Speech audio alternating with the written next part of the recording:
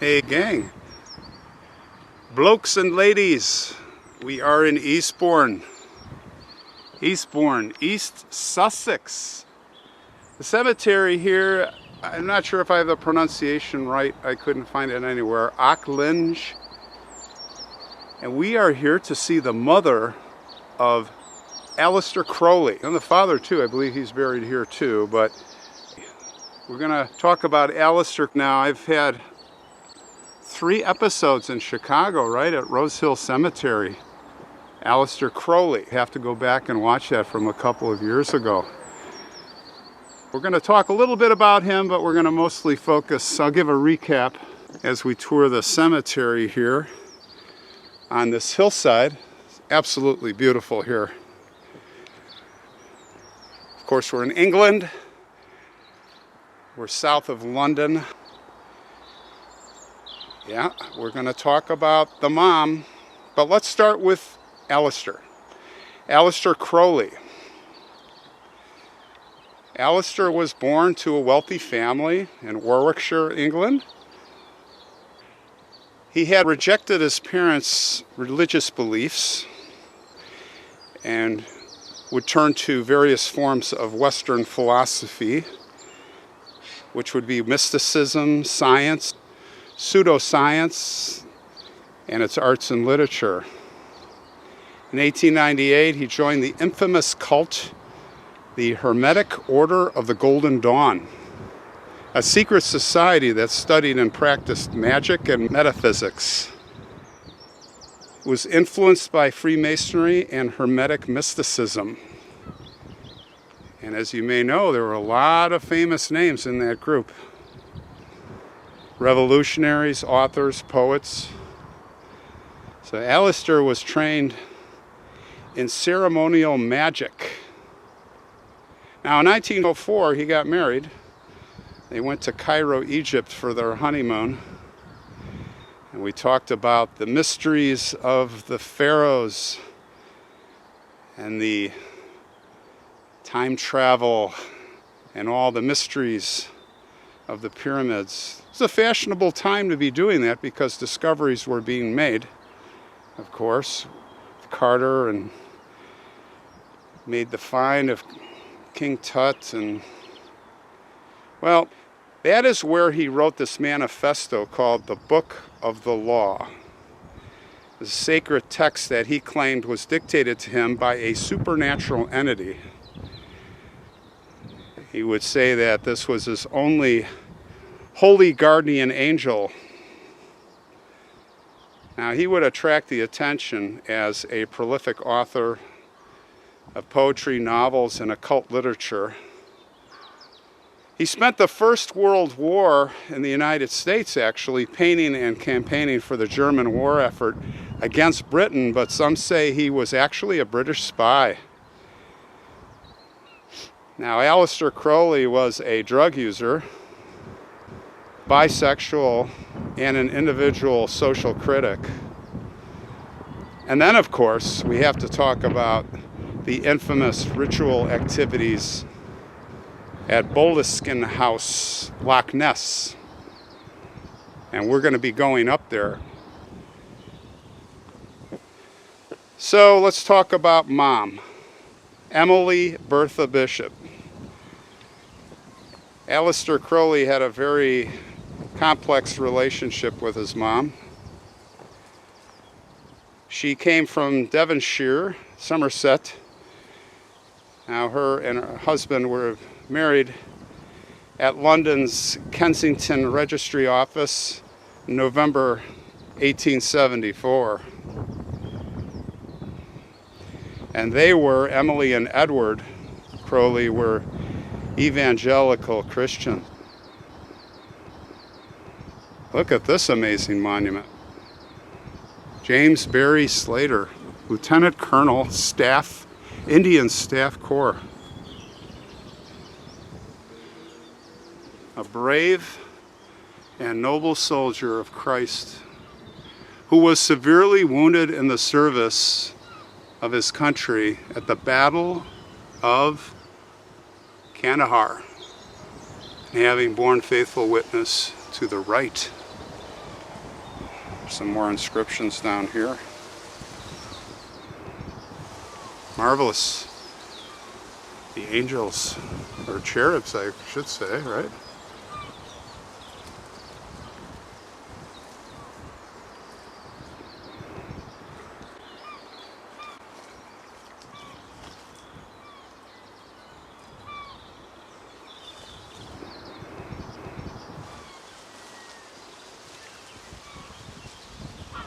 A lot of interesting monuments here. Emily was a devout member of the Plymouth Brethren, a fundamentalist Christian sect that rejected many mainstream practices and beliefs. Now the family, they had a pretty strained relationship with their son, Aleister. We wonder why. It may not have only been because of religious beliefs, but Mom had a very rigid and dry personality.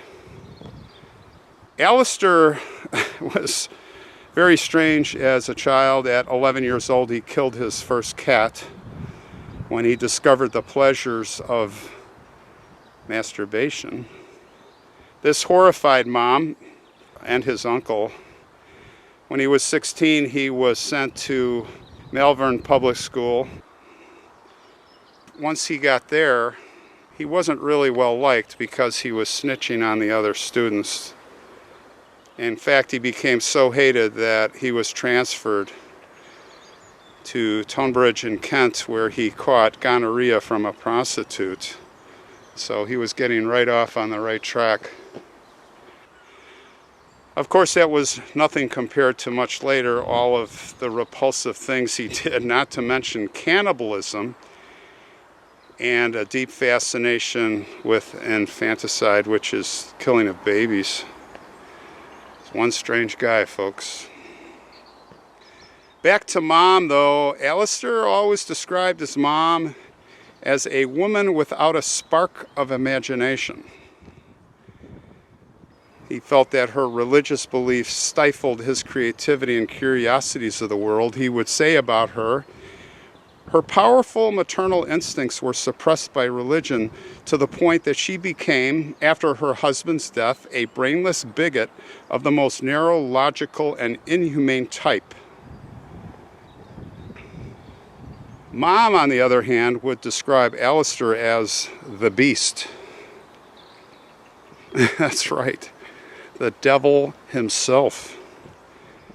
But it was a name that Aleister reveled in. He loved it. He would say that she completely lacked a sense of humor, and that was true. She was very pious, and he would say very boring. It was true that Mother Emily did not allow Aleister to read books on the day of Sabbath. She would also forbid reading the books of Charles Dickens. David Copperfield, oh my gosh, a totally forbidden book. She'd force the young man to spend his holidays in the company of her brother, who was a Plymouth Brethren fanatic. He would describe them with the meanness of the calculating avarice of a Scotch Jew, without the whiskey of the one or the sympathetic imagination of the other. But Aleister's childhood hero was his father. And he had a weird fascination with his dad. Now, Edward Crowley had a forceful personality. He was an eloquent preacher who published pamphlets on the resurrection. And for a time, Father Edward was also a teetotaler. That's one who stayed away from alcohol. It was speculated that due to a reversed complex, Aleister Crowley developed an intense dislike for his mother. In other words, he had a possessive sexual desire for his father while viewing his mother as a rival. He would describe her as a brainless bigot, as I said, of the most narrow, logical, and inhumane type. Later life he would finally acknowledge her as having done some positive things for him. Aleister said that his mother Emily had given him a good education and instilled in him a strong sense of discipline. And despite their differences, he did maintain a relationship with her throughout his life. When his mom became sick and was unable to care for herself, it was Aleister who arranged for her to move into a nursing home. He paid for her care until she died. Aleister later wrote that he had a sense of guilt about his treatment of his mother.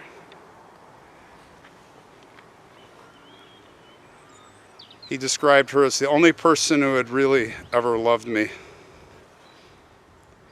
2 nights before Mother Emily had died, it was April 14th, 1917, Aleister had written, "I'd often dreamed that my mother had died, but never with that helpless, lonely feeling." Well, Emily was 68 or 69 when she passed. And her grave is right up here.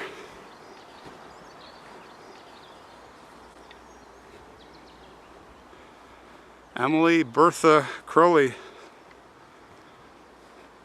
widow of Edward Crowley. Edward is buried somewhere else.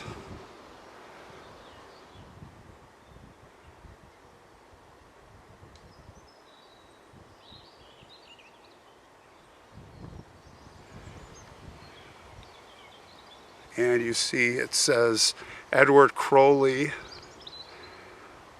of the Grants Redhill, who entered into rest on April 14th, 1917, age 69, waiting for the coming of our Lord Jesus Christ.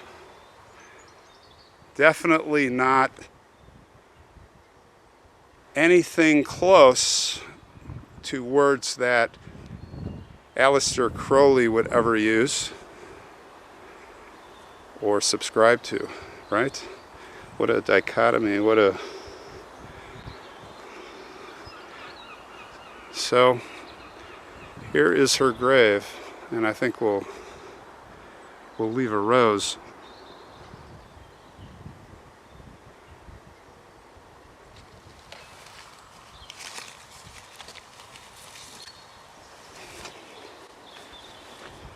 May Emily Crowley rest in peace.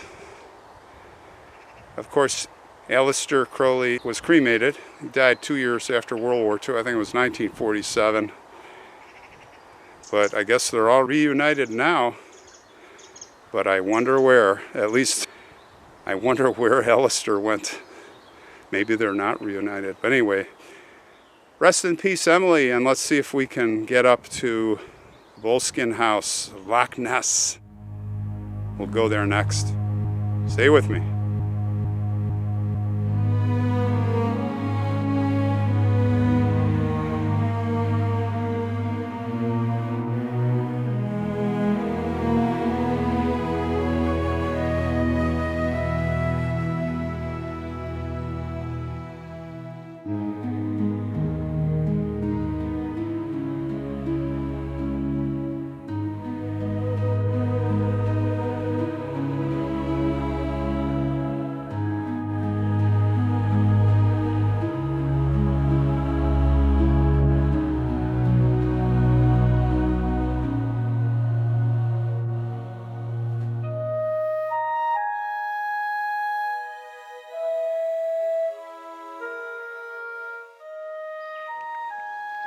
Yes, that is the house of Aleister Crowley, Boleskine.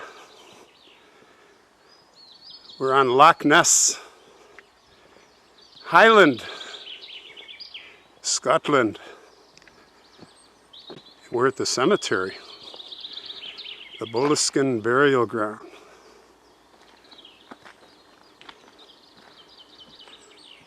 Yes, this is the place, the infamous place up there. Really nice people renovating it. I was in contact with a couple of months ago. They're not finished. They were very gracious and invited me to come back when they finish, which I think is still in a few months. It's April 2025 now, and I don't think we're going to be able to come back, unfortunately. But yeah, that place that burned down like 3 times, I think in 2019. Let's have a look inside here. And they're doing a great job. It's almost finished. Now this is a neat cemetery. Post-medieval burial ground. And a dramatic view down to the Loch Ness. Yeah, they're very gracious people. That location up there, it is said that there was a priest who lived there way back when, and he had a shack, and he was conjuring up the souls from the cemetery here. Devil worship, black magic. Of course, that's what drew Aleister Crowley here.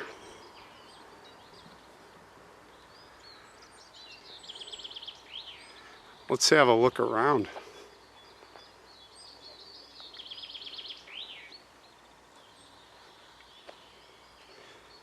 This cemetery includes the old Boleskine church that was here. There was a church here, old Boleskine church. The date is unknown when it was erected. It was destroyed in 1777. And there's also a mort house here that looks like it is still standing over there. Yeah, way back there. So we'll get over there, we'll take a look at it.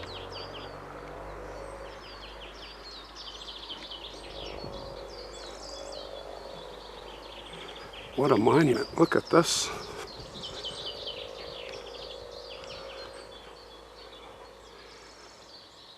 Dramatic. Yeah, check out my, now I have 3 parts back in Chicago from like 3 years ago on Aleister Crowley and his connections to a banking family in Chicago, and a woman named Frau Shumway, who he had a child with, who's connected to that banking family with an affair, and it's a whole scandal. I'll put the links in the description below if you want to check it out. It was shot a long time ago when I first started the channel, so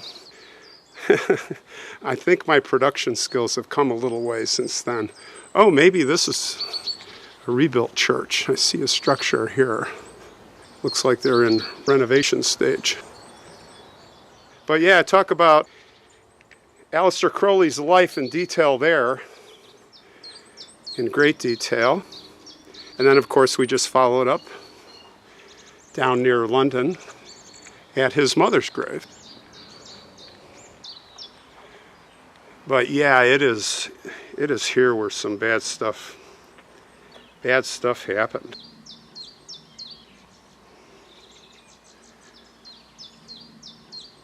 It is true, Jimmy Page, Led Zeppelin, purchased Boleskine House,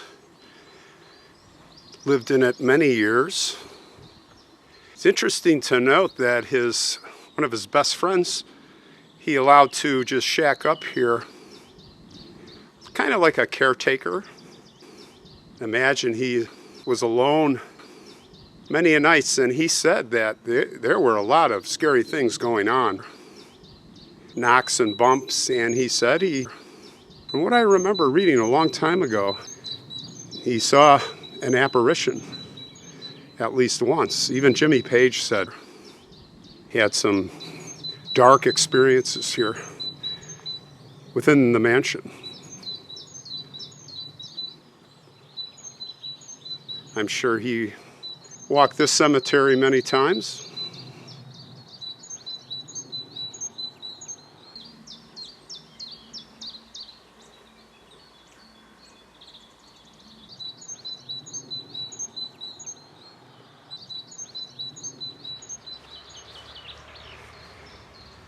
Yeah, Aleister Crowley here at this house, he was on a 6-month, call it a 6-month binge, doing a ritual, and he was trying to unlock angels and devils, and I guess in the middle of it, his friend he needed to leave here and help the friend right in the middle of it. So they say that because he left, he didn't finish it. And it was pretty in-depth and tense that he left the door open, a portal for the evil. And we did connect a lot of things in Chicago with that evil. The spiritual movement and everything else.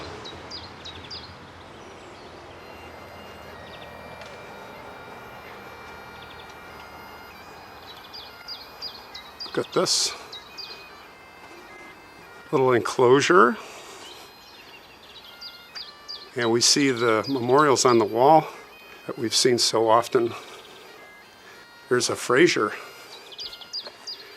Scotland, the Frasers. I wonder if it has a connection to the Fraser clan, Clan Fraser.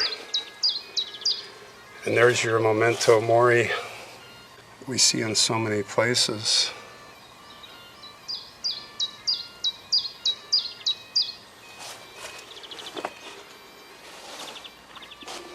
Even says it on there.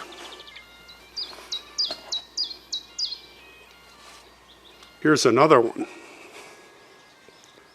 Blessed are the dead, which die in fjord.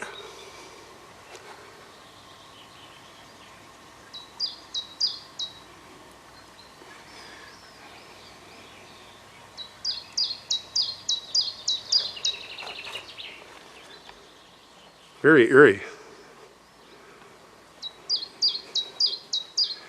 So yeah, he let out all the evilness.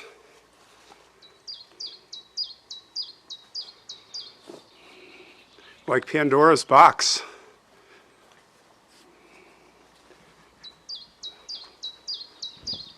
The dark magic let out those beings, those energies that are now throughout the world.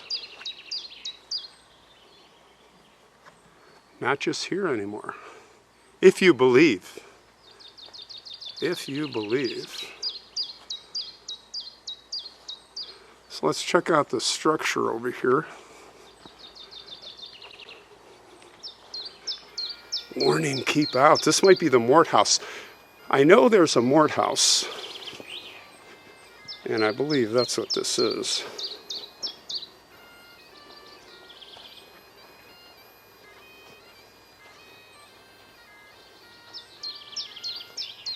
Under construction. Yeah, not much to see here.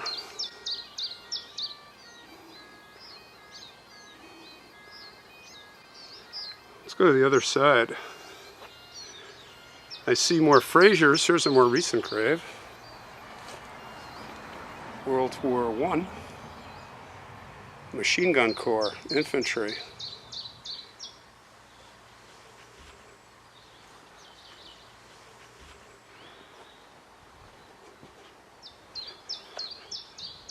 What a great spot it is here.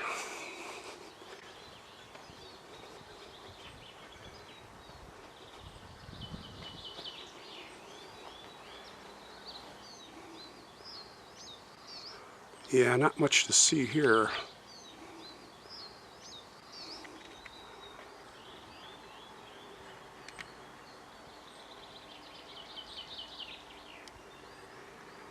Look at this tree. Looks prehistoric.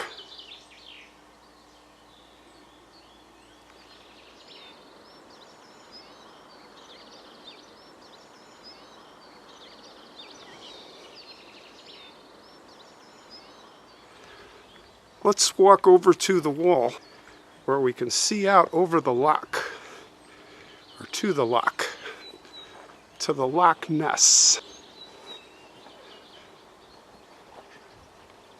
where rituals might be taking place here.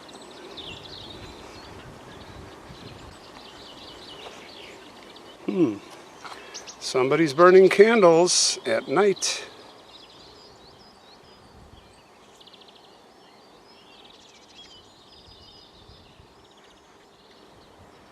Stunning.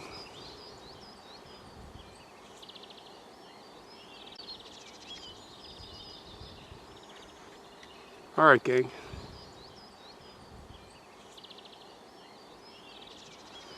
Check this off our list. Remember, go back and watch part 1, 2, and 3 back in Chicago, and you hear all about Aleister Crowley. And signing off to the next stop. Stay with me.